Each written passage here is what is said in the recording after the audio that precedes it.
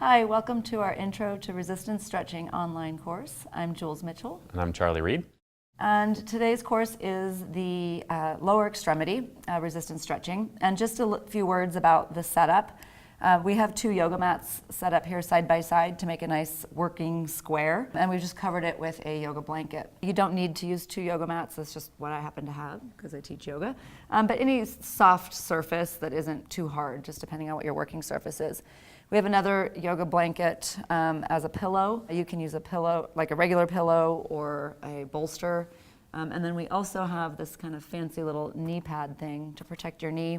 I usually just use another yoga blanket for underneath my knee, but you want to have some basic soft tools. You can also use a bolster under people's knees or whatnot. Yeah. So always having more props is helpful depending on the people you're working with. Going back to body mechanics, you want to make sure that when you're doing your stretches that you're aligning your body properly, facing the line of force, and you're also using ideal body position when you're stretching.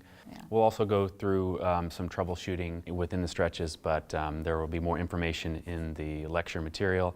And if you attend a live course, we get into a lot more of that there too. So make sure to attend a live course. And then we also will just review the 4 stages of the technique: the teaching, the warming up, the connection, and then the stretch, actually. And so, again, we go over that in more detail in the lecture, but we will go over it in this course.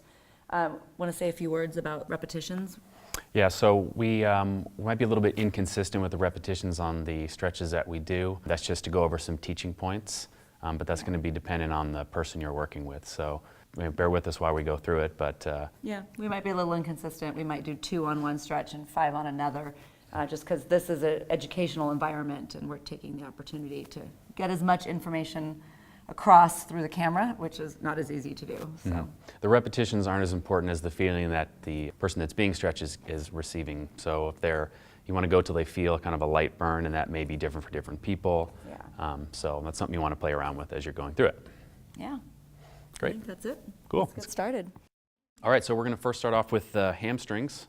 So I'm going to have Jules assume the supine position with something under her head for support. In this case, I'm going to stretch Jules's right leg. So I'm going to place the knee pad under here. I'm going to use my right leg to block on the outside of her knee. She can keep this either bent or straight. And again, going back to body mechanics, I want to make sure that I'm lining up with the force and lining up with the stretch itself. I'm not off to the side. I'm going to model the movement passively for her. So Jules, here's the motion right here. I want you to hook your heel down towards the floor. Okay. Mm-hmm. I'm going to place the hilt of my wrists like a hook underneath her heel. And for the warm-up phase, Jules, go ahead and kick down. And I'm just swiveling my hands down as she pulls her heel down towards the floor. And I'm just hinging my hips back, so it's not a lot of work for me. And we'll do that several times, Jules, until you feel a light burn. She'll let me know. Mm-hmm. Let's talk about some angles while we're here. Great. So we have 3 hamstring muscles. We could change the angle slightly to bias different portions of the hamstring. So as an example, I'm kind of focusing on the central portion of the hamstring here, but I can also bring the knee out to the side or across the body, and I can also play around with hip rotation as well. Make sure to adjust your body position too, again, to line up with the force. What if we did this? How would you show? So I would just adjust my body slightly so that I'm facing the line of the force here. Okay. You'll want to be careful with this adducted towards the midline of the body and internally rotated position. Some people don't have the hip range of motion, so they will feel a pinch in their hip. So just be mindful of that. But I would start central first, just for the sake of learning. Good. Let's do one more after this. Okay. Good. Okay, so now we're going to go into the eccentric or the stretch phase of the movement. So Jules is going to kick down, hold. Okay. I'm going to swivel my hands up. I'm just going to lean my body in, arcing into the stretch. Good. Go back down, kick and hold, hinge, and up. So I'm going to show you guys another variation that you can do standing. Jules prefers this variation of the stretch. So in the standing position, it's the same positioning with your hands. So Jules will kick down here, and I'm just going down into a squat. So allow me just to use more hips and legs hold, and then I'm just standing up using the hips and legs to do that motion there. Okay, so now I'm going to go over some common compensations that you'll see within the hamstring stretch. We covered this more in the course, the live course in regards to troubleshooting, but I'll just go over a few common things within the hamstring stretch. So I'm going to go back to the kneeling position. What you'll notice with some folks is you will see very commonly they will want to extend the hip, so they will push the leg out. We know that the hamstring has a hip extension action and also a knee flexion action. For this stretch, we want to emphasize that knee flexion action. So if you feel that they're kind of pushing you back, you want to cue them to hook down a little bit more towards the floor. Some other compensations will be spinning the tibia, the lower leg, out laterally. So as they hook down, they will pull in this direction. So you want to cue them to keep a neutral foot position, okay, if it's not bothersome for their knee.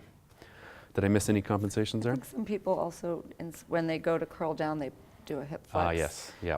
Just that way they don't have to do any work. Mm-hmm. I think that's a big one to point out. And going back to troubleshooting as well, you want to make sure that to ask them where they're feeling it. So if I'm doing a hamstring stretch and they feel it in the hip flexors in the front, that may be an indication that they will be pulling with the hip flexor itself, okay? Great, so let's move on to the quads next. So Jules is going to stay in the exact same position. I'm going to move to standing, and we're going to work the opposing muscle group. So I'm going to model the movement passively again here. Jules, you're going to kick the leg up, extending the knee towards the ceiling. Okay, the target muscle group is here, the front of the thigh. So we're going to start here. I'm in the hinge position, although you certainly could be in a lunge position or a squatting motion. It's up to you. Go ahead, Jules, kick up. Lovely.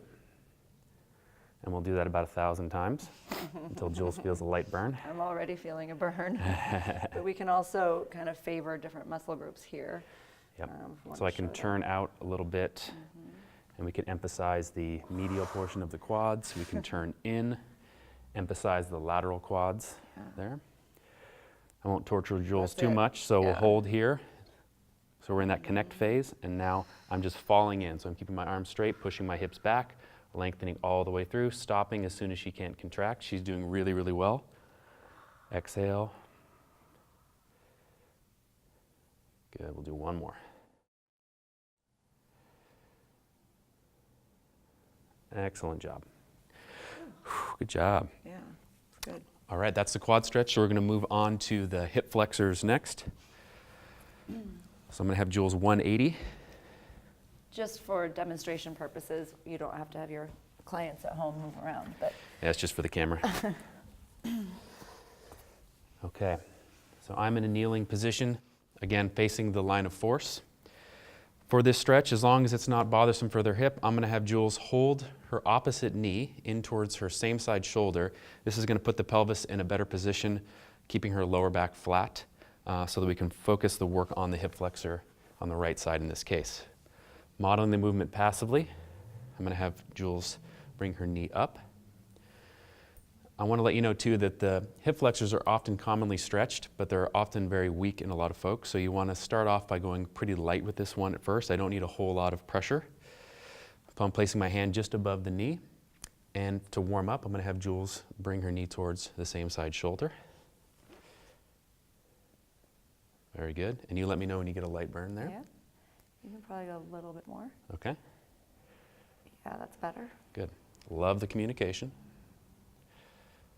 Good. More. Yeah, that's better. Let's do one more after this. Okay. Great. Go all the way up. I know Jules has the passive range, so I want to see if she can get up higher there. Good. Now we're going to connect. And then I'm just moving my hips forward, going into the lunge. Exhale, lengthening out all the way to the end. Very good. I'll bring her back up. Hold strong. Exhale. Good. If you want to be extra fun, you can add a little bit of rotation with this one. In this case, I can spin her knee inwards, grabbing a little bit more. Yeah, grabbing a little bit more. It's like wringing out a towel, so I can grab a little bit more of those hip flexors, TFL in the front. Okay, but you can certainly rotate externally, rotate out as well. One more. Yeah, let's show the straight leg one. Oh, great. So the straight leg one obviously is going to be a little bit more challenging because the length of the lever is longer. And again, where you place your hand will also make it more difficult. So the more distal my hand placement is, if I'm out towards the ankle, that's going to be more difficult than if I had my hand towards her knee, okay? So since we're already warmed up, I'll bring Jules up to the top here. I know she has the passive range, so I want to see if she can control it there. And it's the same idea. Exhale, lean in. Great. See how he's helping lift my leg, because I can't lift my own leg at this point. That's right. God, it's just a nice thing to do. Yeah. It helps them to focus on the stretch a little bit more if you just give them a little bit of assistance on the way up. Yeah, that's good. I don't need Good. that. Yeah, I got a lot in there. Excellent. That's the hip flexors. Let's move to the adductors next, the inner thighs. So Jules will stay in the same position. And with her feet together. So again, we're working the inner thighs. One thing I want to mention, and we list this in the slides as well, is to be mindful of where your eyes are going. Okay, so I want to make sure that I'm not looking right into Jules' crotch. All right, so look away when appropriate. I'm actually going to place my feet on the outside of her feet. Okay, so I'm going to model the movement. So Jules, you're going to start in the butterfly position, and you're going to bring your knees together. Yeah? Great. I'm placing my palm right on the fleshy part of the inside of the knee. Okay, go ahead and squeeze in. Very nice. Good. There we go. And then you let me know when you get a light burn. Yeah. Another thing I want to mention too while Jules is warming up here is you want to make sure that they're not pulling with one inner thigh more than the other. Sometimes they will twist or rotate.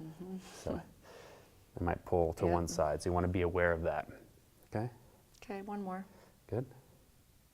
Hold. Connect. Inhale. And then exhale, lengthen out. And I'm just falling in, pushing my hips back here. Jules has good control at end range, so I'm going to keep going. Okay? Exhale.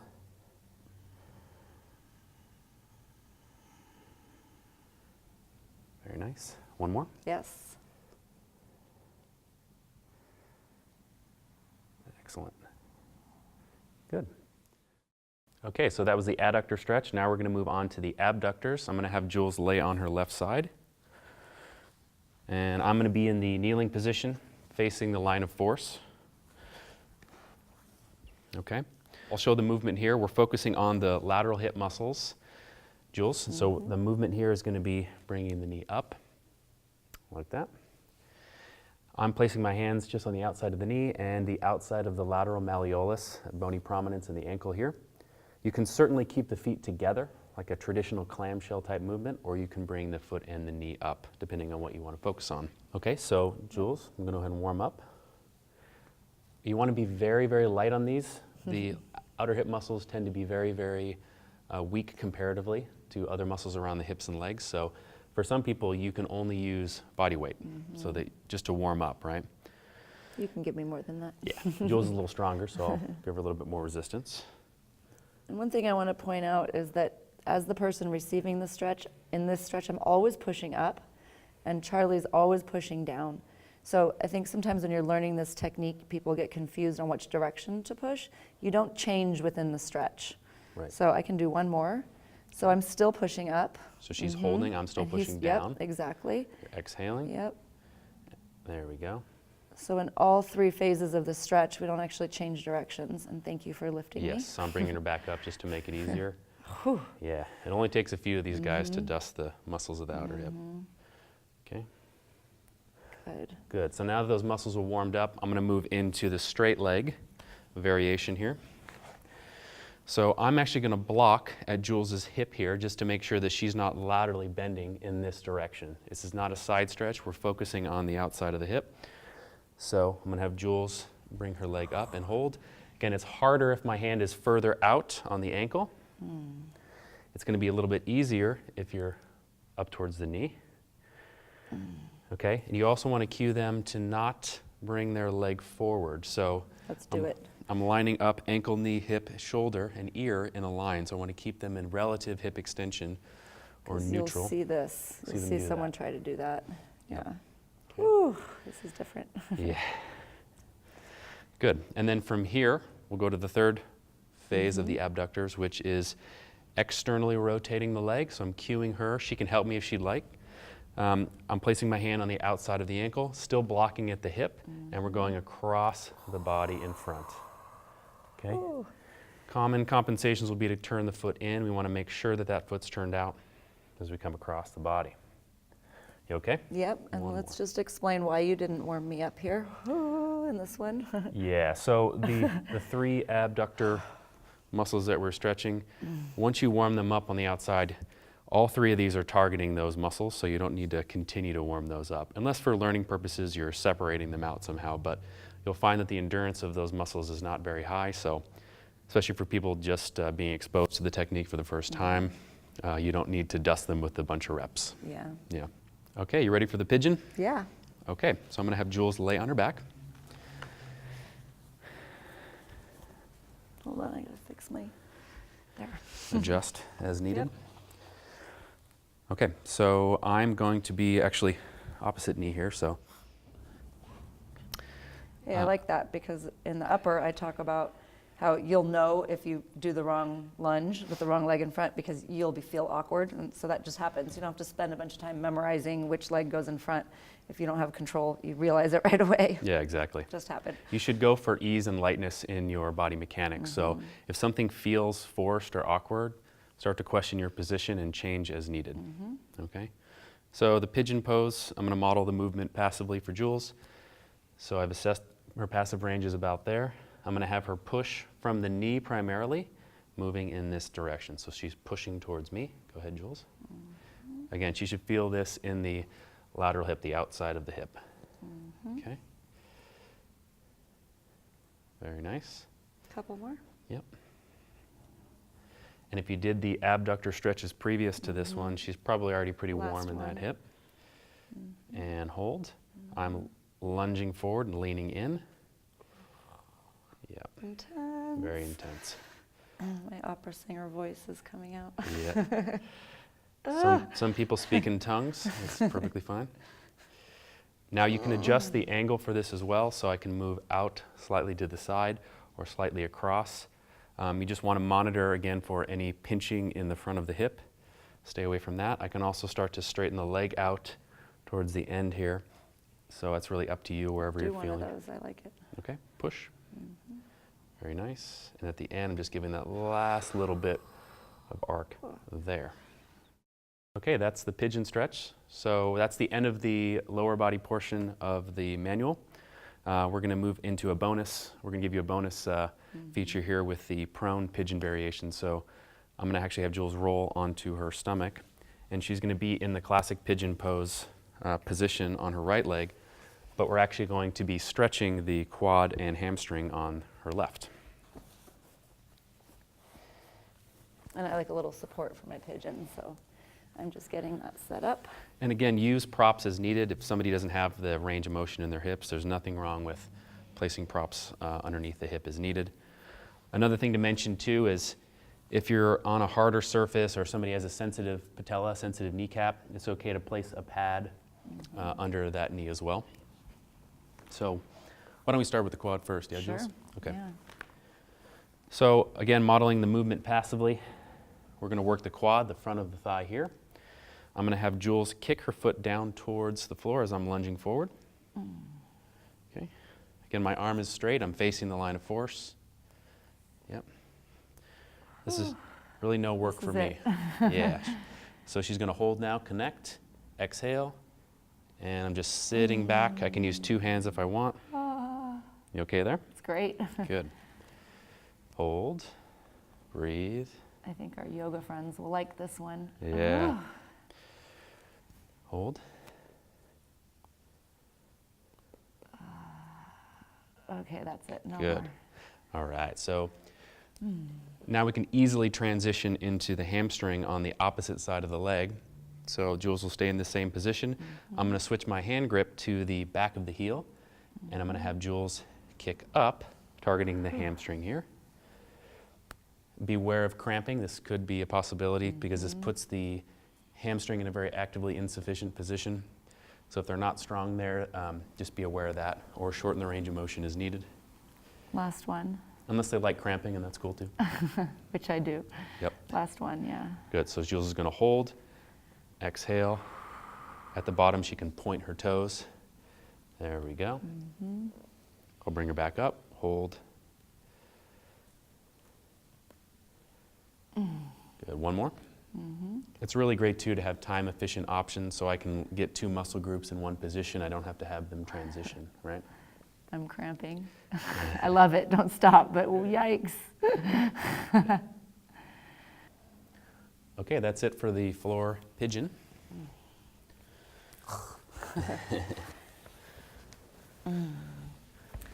So just a few things to kind of wrap up.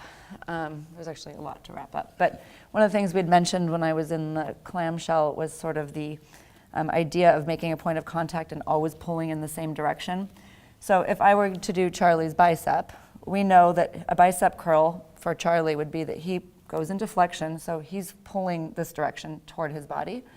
And then my point of contact would be to give him resistance. So if he starts from neutral, come back down, I'm pushing down, he's pulling up, and that's the warm-up phase, right? And we never change directions. We soften to get to start over, and then we never change directions. And so when he gets all the way to the top, it's like I'm letting him win. Let's do one more, right? We're pushing in opposite directions, but Charlie's winning, and now we hold and nobody wins, and then I win, but we're never changing directions. So it's kind of like this little game between the two. I think when you're first learning this technique, you're like not knowing where to put your hand. You know, once you've established the point of resistance, never change direction. I think that'll be a really big, useful tip for people. Right. You know, first the person receiving is overpowering and doing a little bit extra. And then on the eccentric phase, the person that's doing the stretching is giving a little bit extra. Yeah, I want to mention too that where you place your hands is where your clients are going to apply force. Yeah. So make sure to be consistent and don't put one hand on the wrist, for example, in the case of the bicep, and another hand on the other side, because they're going to be confused. Or about if I where were to hold push. him like this, he wouldn't know because my fingers would be on the other side. So I try to keep this kind of open palm. Right. Yeah. And as you work with people too, make sure to use consistent cueing. So whatever cues you use with them, make sure to be consistent with the same cueing so that your clients don't get confused. Yeah. Great. Thanks for joining us. We appreciated sharing this material with you. If you have any questions, you can reach us on the internets and social That's media true, and so yes. forth. Yeah, we're available for questions anytime.